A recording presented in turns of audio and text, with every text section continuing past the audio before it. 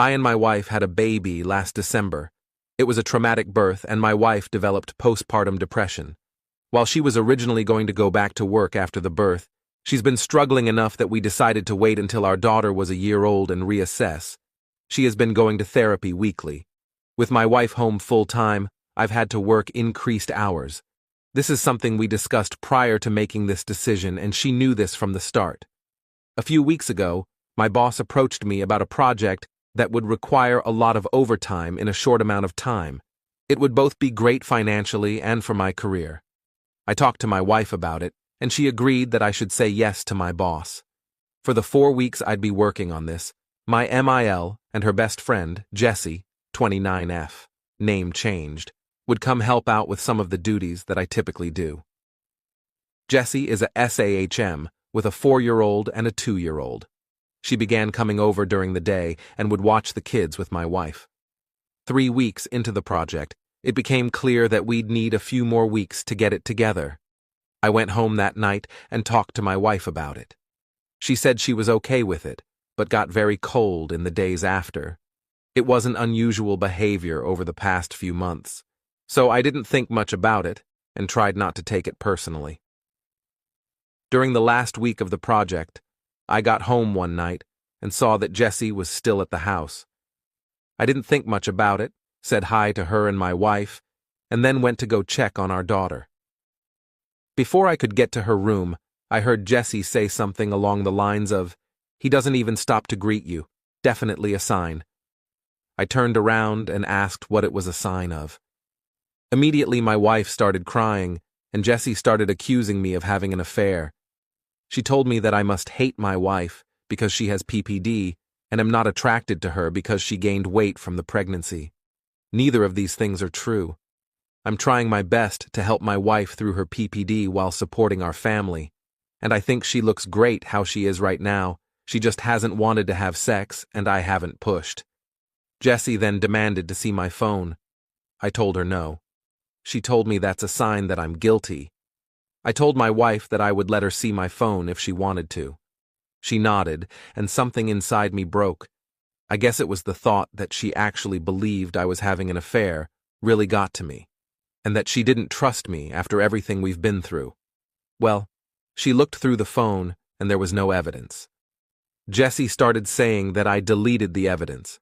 She started screaming and woke up our daughter, so I told her to get out of the house. Eventually she left, and I went to calm our daughter since my wife was still on the couch crying. When my daughter was asleep again, I sat down by my wife and tried to talk to her about what's been happening. She told me that she's been worried ever since I started working all the overtime. I told her that we'd talked about how good of an opportunity it was, and she agreed to letting me take on this project. She said it was very suspicious to increase the length of the project. I told her that sometimes that happens.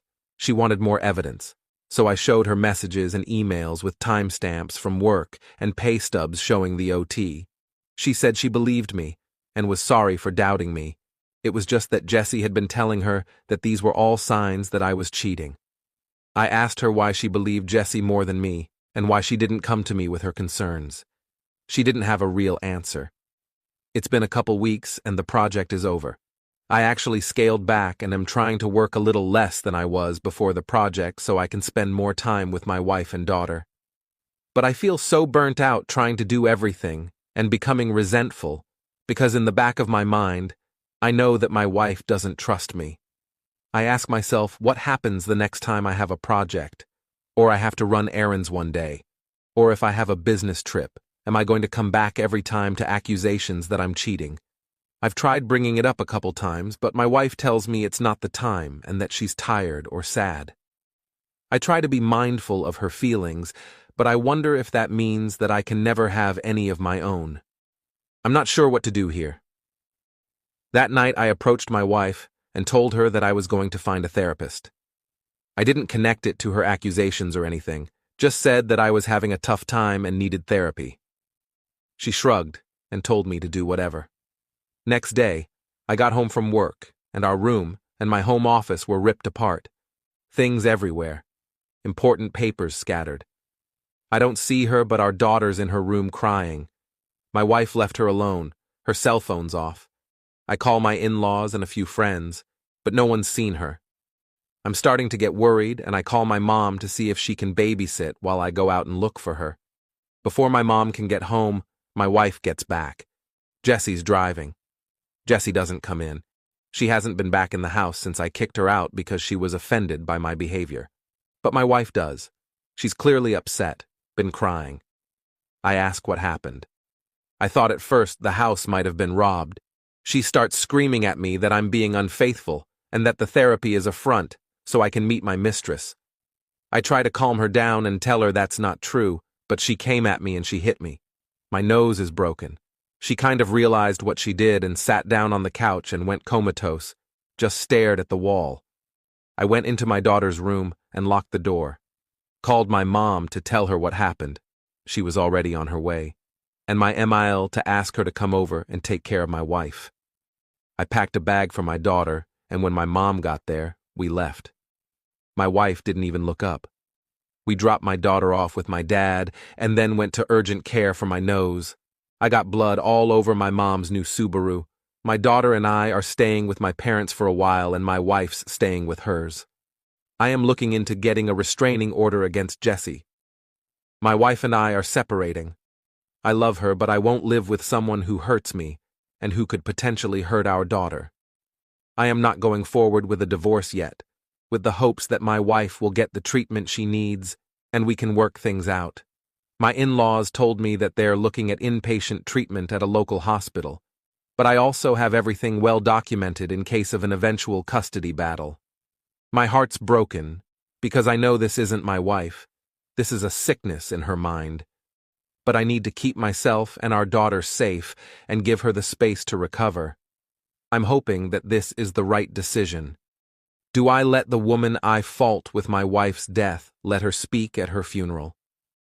A woman fed lies to my wife, suffering from postpartum depression that led to a mental breakdown and her death. She now wants to speak at my wife's funeral. Denying her would start trouble, which I'm not sure would be worth it. There's more context for this situation in my post history. My wife passed on early Monday morning. Convinced by her friend Jessie that I was having an affair that I did not have, she had a mental break, which resulted in my taking our infant daughter and staying with my parents for a while. She was with her parents, who planned on taking her to the hospital for inpatient treatment on Monday. On Sunday night, she came to my parents' house and demanded I give her our daughter, because she had left her alone for several hours the last time she was responsible for her and had gotten physical with me. I refused. I offered to let her come in and spend time with her while my parents and I were present, but she didn't want to come in and wanted to take our daughter with her. She was upset, but left eventually.